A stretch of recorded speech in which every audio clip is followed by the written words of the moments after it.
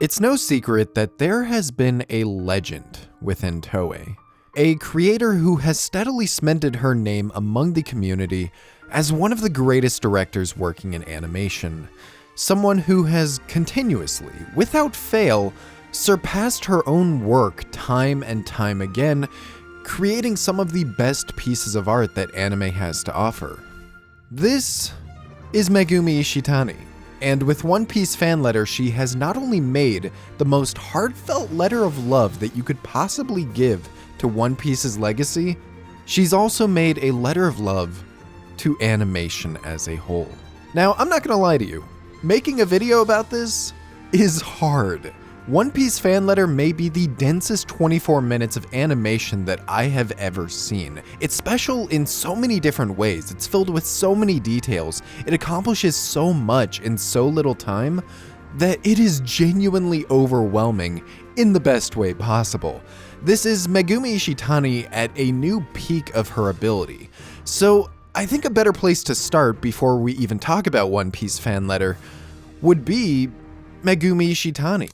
Now, Ishitani honestly requires no introduction at this point. She's basically a celebrity in the community. I myself have made several videos about her already, and with those videos, I thought I had mentioned basically everything that I had to say about her. One, she's an incredible director. When you watch something made by Megumi Ishitani, it's immediately apparent because she has the filmmaking process down to a T. The editing, the music, the way an episode or opening escalates over time. I don't even have to say any of this because you know how good she is. She has genuinely become one of the greatest directors of all time. And the best part about having followed her for so long is that I get to see the ways in which she's gradually improving on her craft. Stuff like her shift away from heavy compositing to a flatter, pastel-like aesthetic, learning and playing with the concept of light bouncing through translucent objects, even something that seems as simple as optics, using lens distortion to represent perspective and eyesight. We first saw her use that technique in a small little Christmas commercial for Uta in One Piece Film Red, and now we're seeing her expand on it even more in One Piece fan letter. Some of these might seem like just small, trivial details, but it really is fun to see how her style keeps evolving and how she just refuses to stagnate within the anime industry. The second thing she's really good at is storyboarding. On top of directing her projects, she usually storyboards all of them as well, and that means meticulously drawing out each and every scene before animators even get to them, just so everyone is on the same page and her vision is fully realized by the final product. It's how she plans out her scene composition and transitions, it's how she plans out her lighting, it's how she plans out a lot of the color scripts, it's how she plans out this one little feather falling into screen. It's basically the first draft of what an episode is actually going to look like, and Ishitani always goes above and beyond when she's drafting them. And finally, the third thing that Ishitani excels at, the thing that I think has people gravitate towards her the most, is the fact that above everything else that I've just said, above her storyboards, even above her direction, Ishitani is just an absolutely brilliant storyteller. She is able to unpack and decipher the material that she's working with better than even the most hardcore fans, and she knows exactly how to present the story in a way that is compelling and in a way that is interesting. Her episodes on One Piece objectively elevated the source material in every possible way. Her openings on One Piece present the material at their best and most compelling. Even Where the Wind Blows, this original music video made for One Piece Film Red, somehow within a 4-minute duration, crafted something just as emotional as the movie it was based on. And that storytelling ability of Ishitani's, that craftsmanship that goes beyond simply directing or storyboarding into becoming an actual author of the work that she's presenting, I think is at its strongest within One Piece fan letter. Fanletter at its root is essentially a very loose combination of these spin-off One Piece novel stories, and each one kind of revolved around a different Straw Hat and a person connected to that Straw Hat. But beyond that core idea there, they've all been heavily changed and altered in Fanletter in order to fit Ishitani's overall vision. Sometimes even the characters themselves have changed here, like the main girl in Fanletter was actually an adult man in the novel it was based on. Saying this is an original Megumi Ishitani storyline is probably much closer to the truth than saying it's an adaptation of these novels. So much so that Ishitani is literally listed in the credits for the contributions that she made to the overall script. Essentially, she took all of these separated ideas and she skillfully intertwined them in order to ultimately build to that final conclusion and that final message of the special. Now, I don't really think it needs to be said here, but ambition like this is not common among directors or writers. It may sound simple, just combine all these stories into one. What's the big deal? Just combine them all with a cohesive message and a cohesive flow and have it all work out perfectly. But very few would even attempt what Ishitani did on this Fanletter special from a narrative or directorial perspective. And beyond that, even if somebody was crazy enough to try it, I don't think there's anyone who would have executed on it so masterfully.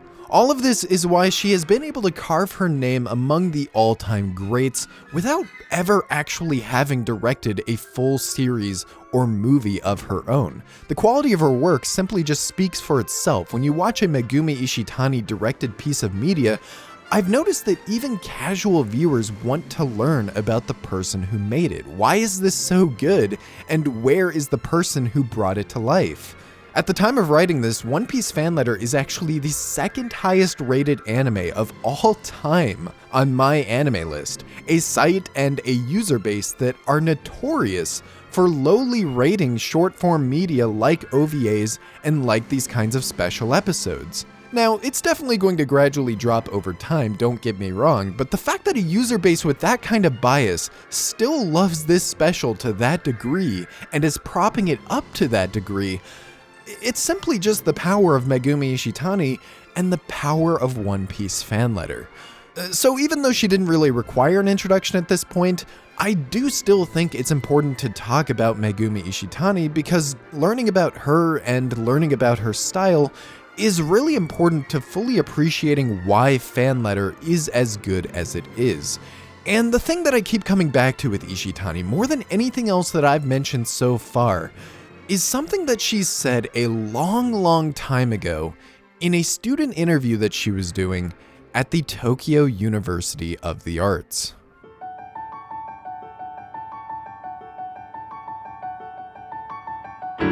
In this interview, which was focused around a student film that she had made there about a girl who loves dinosaurs, one, you get a lot of nice insight into who she is as a person and who she is as a director, why she likes animation, what her production process was, of course, her iconic love of dinosaurs.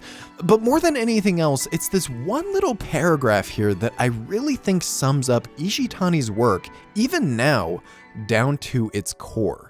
When asked what she wanted to focus on when she was making this project, she talks about how she had recently gone back to watch anime and movies that she had watched when she was little, and despite being young, despite not really registering what was going on in a broad sense, she was surprised by how much she enjoyed them back then, even when she didn't really understand what was going on. It's very much in the same vein as those childhood movies you probably have stuck in your head. You haven't watched them in many years, you probably couldn't tell me what the story was if I asked, but you still have standout scenes or moments that are etched into your brain.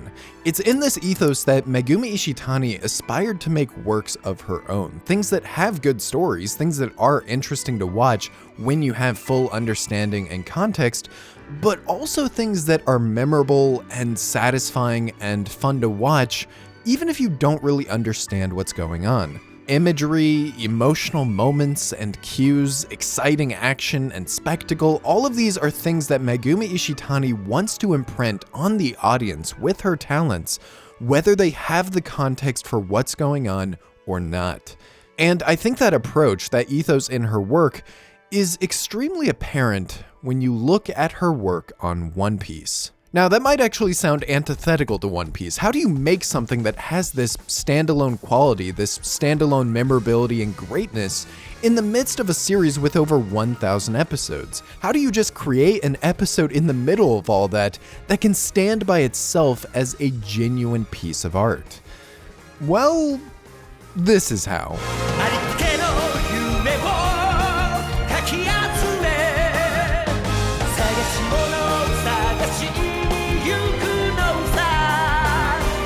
Megumi Ishitani has directed 3 episodes within the One Piece anime: One Piece 957, One Piece 982, and last but not least, One Piece 1015. And the biggest thing that strikes me about them is the fact that despite these episodes being part of a gargantuan whole, just a sliver of Wano and a fraction of One Piece, all of these episodes are crafted in a way that have a standalone quality to them. They take serialized content and somehow mold it into something that has its own self-contained escalation and payoff. The disbanding of the warlords, Jinbei finally joining the crew and storming Onigashima, Luffy igniting the battle between Kaido and Big Mom, these episodes are all big moments within the overarching story, but they're also crafted carefully in a way where they ironically all work as these fantastic little stories and fantastic little episodes, even if you were to watch them without any context. I myself have shown episode 1015 to some of my friends who know absolutely nothing about One Piece, and they still came out of it blown away. Above being simply a talented director or a talented artist, again, I think it's Ishitani's ability as a storyteller that always shines through the work that she creates. She understands perfectly how to direct and convey the story in a way that not only elevates the source and appeals to fans, but also tells it in a way that can appeal to anyone. It's watching Luffy and the crew literally walking across arcs as they make their way into the final saga.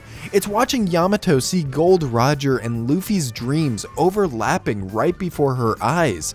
It's even something as simple as, again, using these filled cups of sake to show not only the bond that the Straw Hats have formed now that Jinbei has officially joined, but to drive home the point that none of them are celebrating until everyone makes it home alive from Onigashima. All of these clever motifs and memorable imagery that aren't just there for the sake of looking cool, but always feed into the emotional core and the purpose of the story.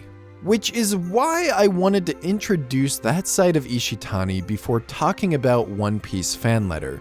Because more than any episode she's directed, more than any opening she's directed, maybe more than anything she's directed, One Piece fan letter encapsulates that quality of hers at its strongest. This is a celebration of One Piece and a letter meant for its fans, but it's also something so masterfully crafted, so beautiful in its execution, that I truly do think that anyone can watch this and understand what makes it so captivating. There's 2 core ideas that I think Ishitani really wanted to get across with One Piece fan letter, 2 messages that basically embody everything that I was just talking about.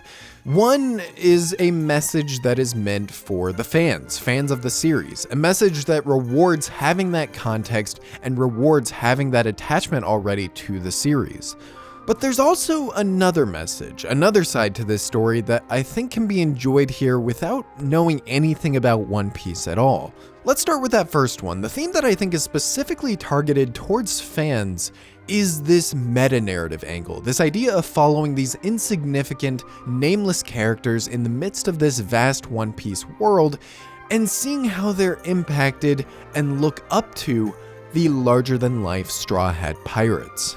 I don't know if you caught it, but that's us. That's the audience. We ourselves can only look at these characters from afar, and yet, as a fan, the Straw Hat Pirates, Monkey D. Luffy, have changed me as a person in a way that perfectly reflects the characters in this special.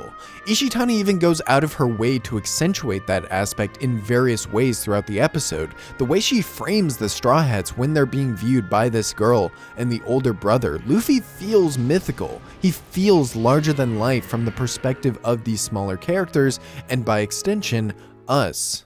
And that would be where the second core of the special comes in, the second message, one that does tie in beautifully with that meta angle. These are not separate messages by any means, but it's also something that is able to stand alone within the context of this little story. A story about a girl and an older Marine who both feel powerless among the scope of One Piece's universe, being given the courage to make a difference and live their lives. This is undoubtedly one of the coolest aspects of this fan special. Not only is it just so creative and so interesting seeing this massive One Piece world from the perspective of these mob characters, but to then actually tie it into the narrative and tie it into the emotional component, that is what elevates it to a completely new level. Yeah, seeing Marineford from the perspective of a grunt soldier is already really cool, seeing how these normal people are viewing these massive spectacles from afar, but to then actually weave that into the story, turn Marineford from this battle shonen epic into a horrific, violent war unfolding among all of these normal people, what you're left with is something with an entirely different impact.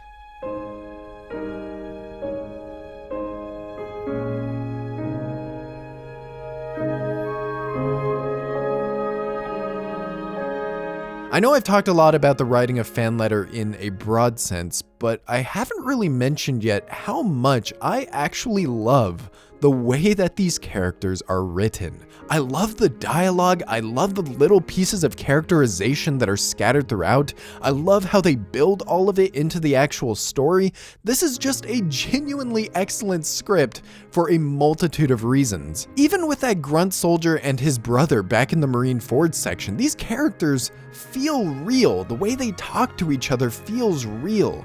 I completely empathize and relate to this bond between these brothers. I was about to goddamn cry in this scene where they have the younger brother screaming out for the older one. The entire time you think he's calling out for help, but then when he finally sees him, when he sees his brother in the midst of this warscape, do you know what he says? He says to run.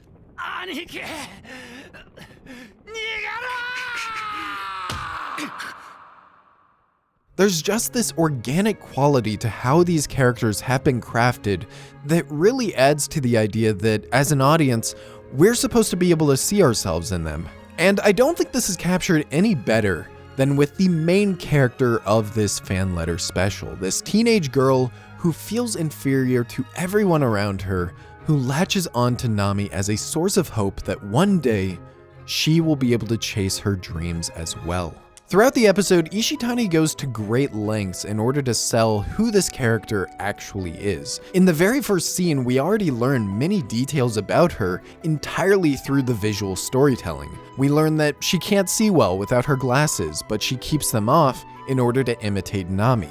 We learn that she's been creating her own map, she's been charting her own island because she thinks aspiring to Nami is how she'll be able to have her own adventures. Right away, you understand that she's forcing herself to be somebody that she's not.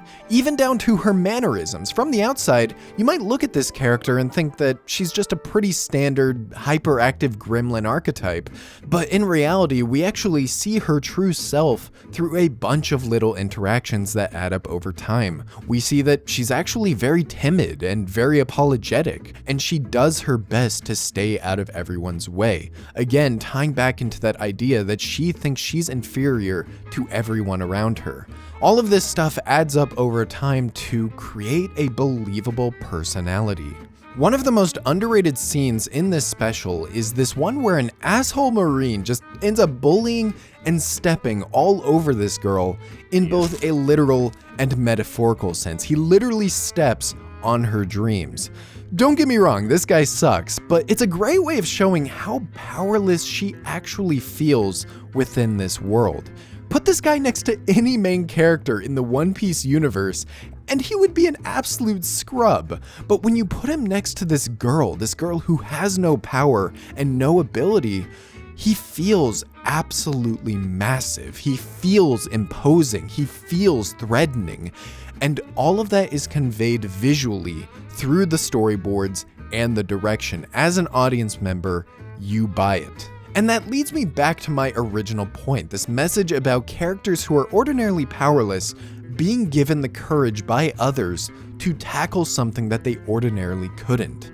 Throughout the episode, there is a motif surrounding puzzle pieces. At various critical moments in the special, you'll hear the sound of a puzzle piece just being set in place, and it happens throughout with various characters in order to convey the idea that every person in this world is creating some kind of impact for the people around them, from the most important people in the world like Luffy to the tiniest and most insignificant. Even that douchebag Marine I was mentioning, you would think that this guy is just irredeemable scum, right? And he kind of is, but by the end, there's just this one line, this one little contextual line in the midst of the bigger scene that shows how nobody in the Marines actually likes this guy. They think he's just a spoiled rich kid. And just from that one little line, you paint a picture of this outcast who wants to prove himself and someone who, ironically, also feels powerless in this world. From there, you can extrapolate that that's why he says the stuff that he does. He's projecting his own insecurities and taking it out on someone weaker than him. Ishitani continues building on this puzzle piece motif of impact throughout the episode. She introduces more characters, she shows how their storylines continue crossing paths, and all of it eventually leads into the final sequence of the episode. One where all of those pieces come into play at the same time and culminate into the final moment. A girl who felt scared and absolutely powerless in this world, finally gaining the courage to stand up to something much bigger than her, and not only being able to save the Straw Hat Pirates, but being able to achieve her dream and finally see Nami. In the end, after every event and every character coalesced into this single moment, the only thing left was her one piece.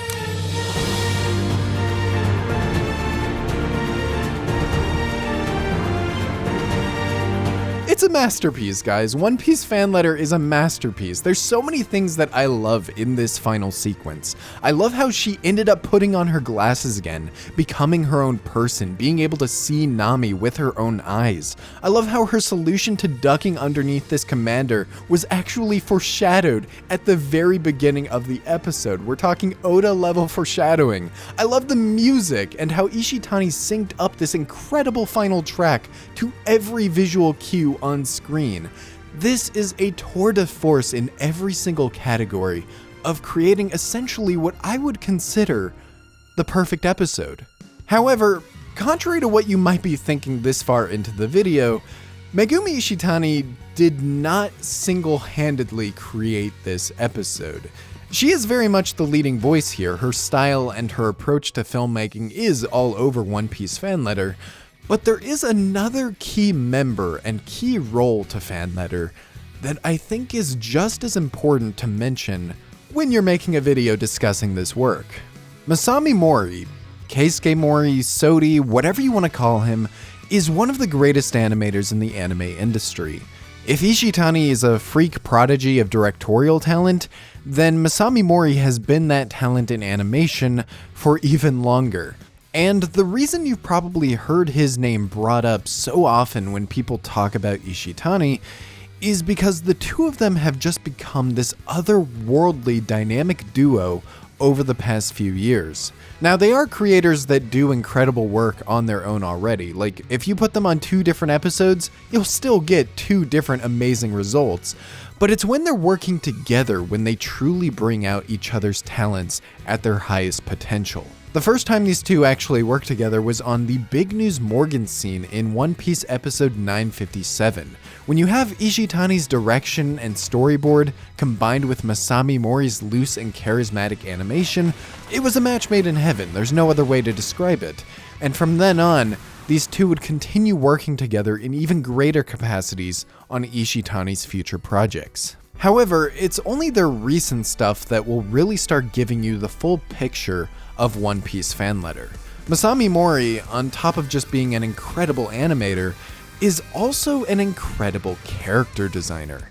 And it's with these last few projects that Ishitani and Mori have teamed up on, where you start seeing him being given complete artistic control over the aesthetic and over the design language of the animation. Just earlier this year, I made a video about One Piece's Egghead opening, an opening that not only had Ishitani's fantastic direction at the helm, but also one where Masami Mori basically took over the entire correction process in order to deliver a presentation that we've never really seen from One Piece before. An almost cel-shaded, pop-like aesthetic that not only looks incredible, not only something that Ishitani even said she never would have even attempted if Masami Mori wasn't there, but also, appropriately, is very representative of what One Piece fan letter looks like. The Egghead opening is actually a great point of reference for this because, being the last thing that the two of them worked on, it kind of just feels like a condensed 1 minute 30-second fan letter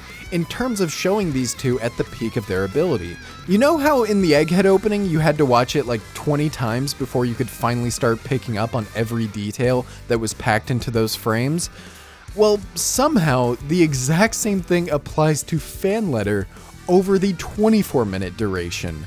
On rewatch, you really start noticing these little details, like kids playing with sea cucumbers here as the girl is narrating about it, or these three guys from the power scaling debate being in this building as the Marines attack, which leads to those posters flying off and eventually them falling at the very end to save the day. For a special that's all about how the tiniest things can create the biggest impact, Ishitani and Mori clearly took that to heart and implemented it down to the core of fan letter. Another thing that's somehow carried on from the Egghead opening into this is the absurd level of craft that has gone into the transitions and the flow. This episode does not stop moving, both from an animation perspective, but also from the perspective of the momentum of the story. Every transition, every match cut, every little piece of dialogue, I don't think there's a single scene swap in this entire special that doesn't have some kind of intent and planning behind it to move from one to the next. It's almost impossible to keep your eyes off the screen. Even within the scenes themselves, there's almost this hypnotic rhythm to the way that the storyboard leads your eyes across the frame and moves from one place to the next. This little scene here with the brothers in between Mihawk and Crocodile is a great example. It's just sheer mastery of flow. And fittingly, reaching back to the original point, this sequence with the brothers, and actually everything within this Marineford sequence, was storyboarded and planned by Masami Mori. Not only is he animating, not only is he designing the characters and controlling the art style, but he's even had his hand in something that is usually controlled entirely by Megumi Ishitani.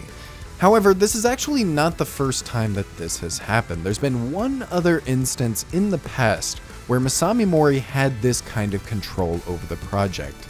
It's a project that I think even more than One Piece's Egghead opening might be the greatest point of reference for the artistic vision these two had for One Piece fan letter.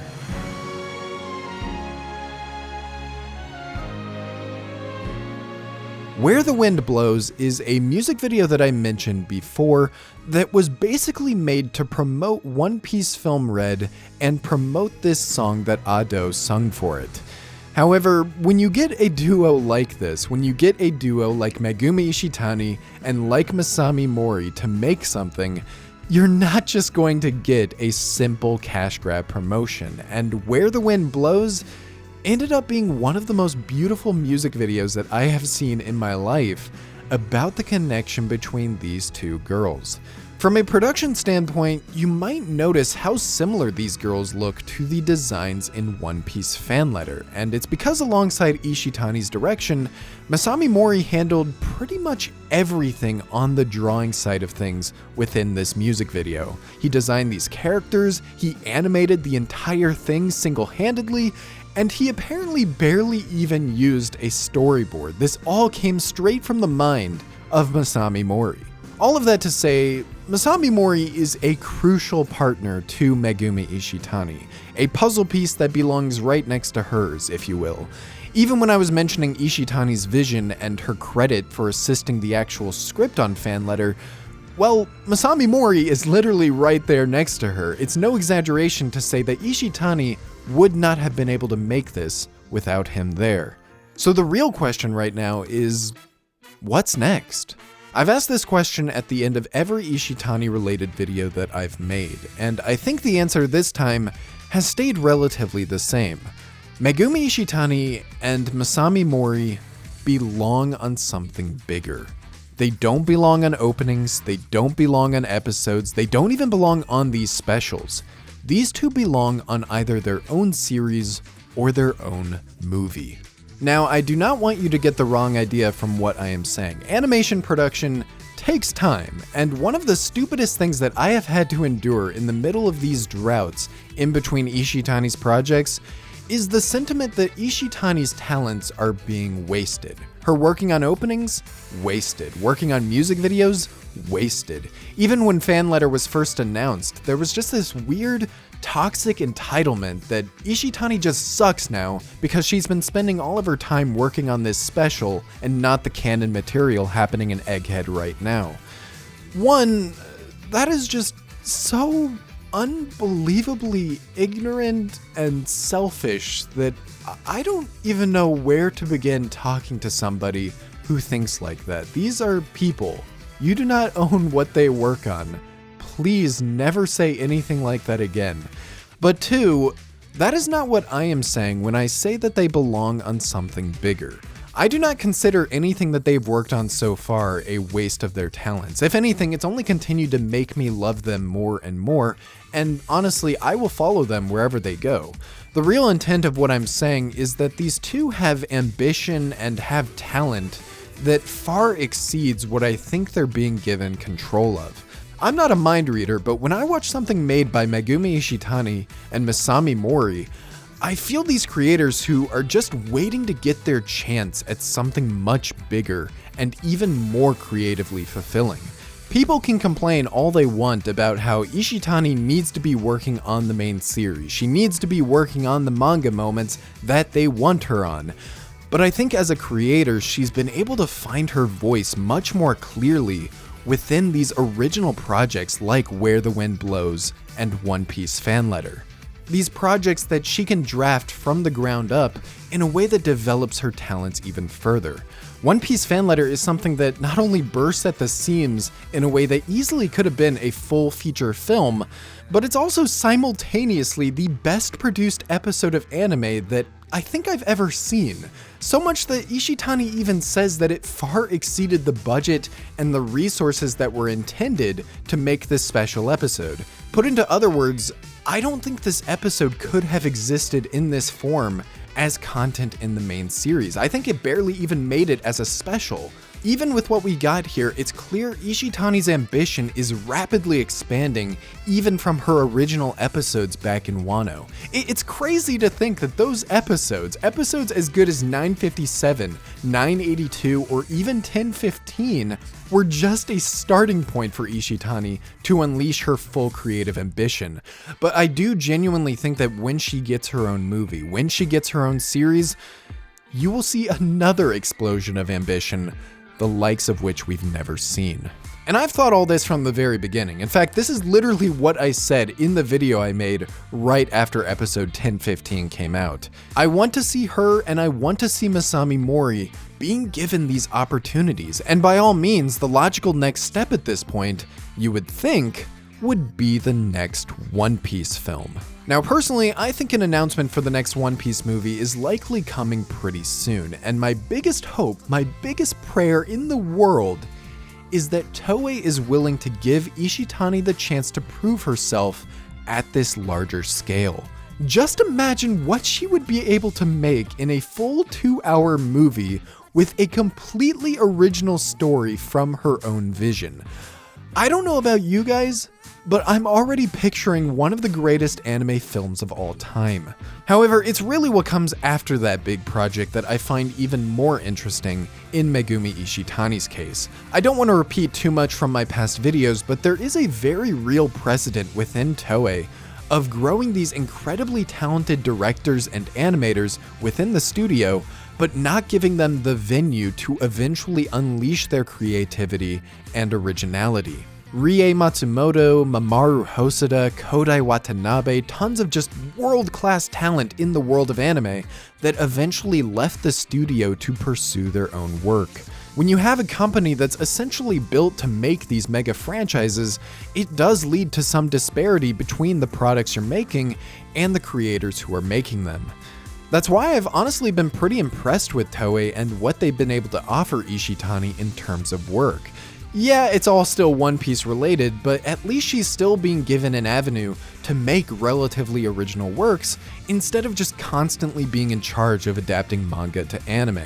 Regardless, it's what happens from here on out that I think matters the most. Ishitani is a superstar, everyone's eyes are on whatever she works on next, Masami Mori will likely be right by her side, and despite everything that I've said so far, whether it's a movie, whether it's a special, a music video, even if it's a tiny 10-second commercial, I will be there no matter what, because they have become my favorite talents working in anime.